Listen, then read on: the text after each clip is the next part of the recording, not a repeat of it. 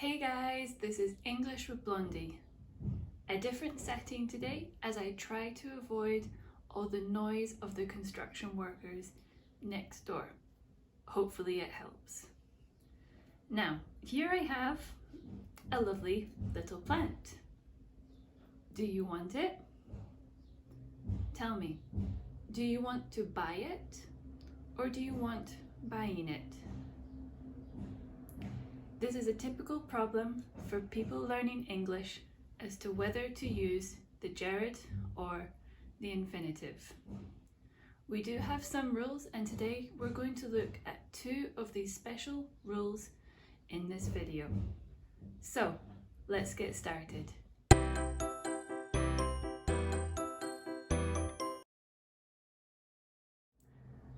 Okay, so in our first rule, the meaning of the sentence doesn't change whether we use the infinitive or the gerund.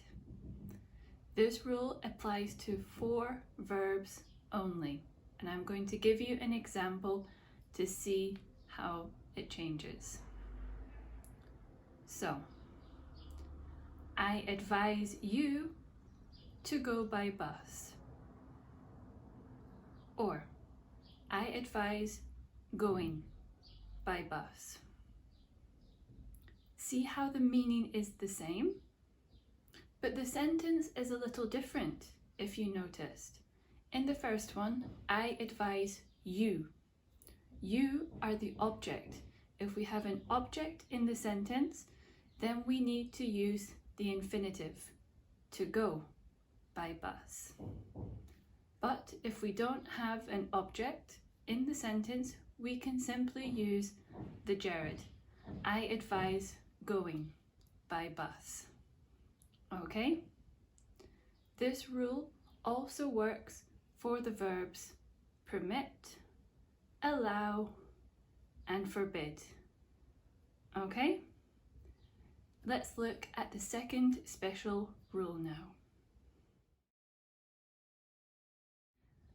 Okay, so in our second rule, the meaning of the sentence changes depending on whether we use the infinitive or the gerund.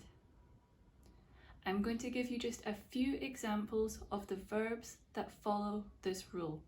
If you want a complete list with explanations and examples, check out my Instagram page. The first example is remember.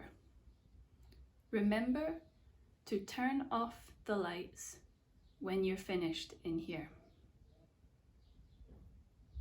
Did you remember turning off the lights?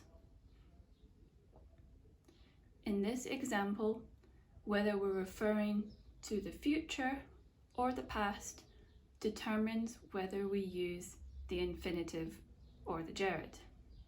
So in our first example, remember to turn off the lights is for the future, so we use the infinitive.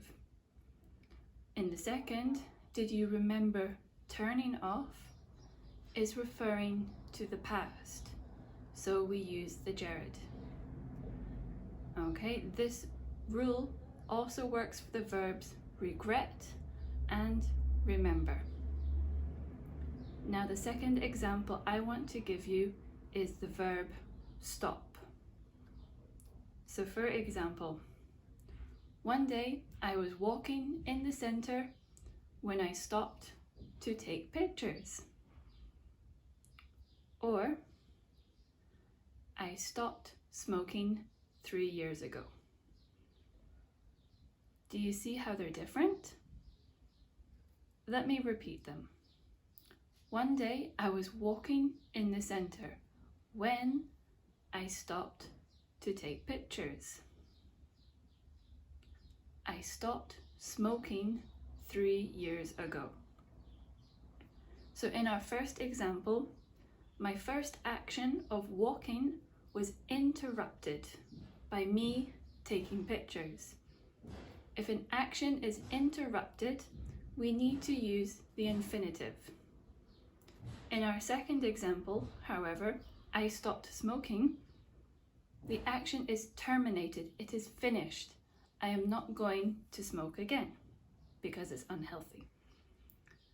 So in this case, we need to use the gerund. Okay? So there we have it. 2 different rules for gerunds and infinitives. Fairly easy, isn't it? As always, thank you for watching my video. I hope you enjoyed it. If you want to learn more English communication skill, connect with me at English with Blondie. And have a fantastic day.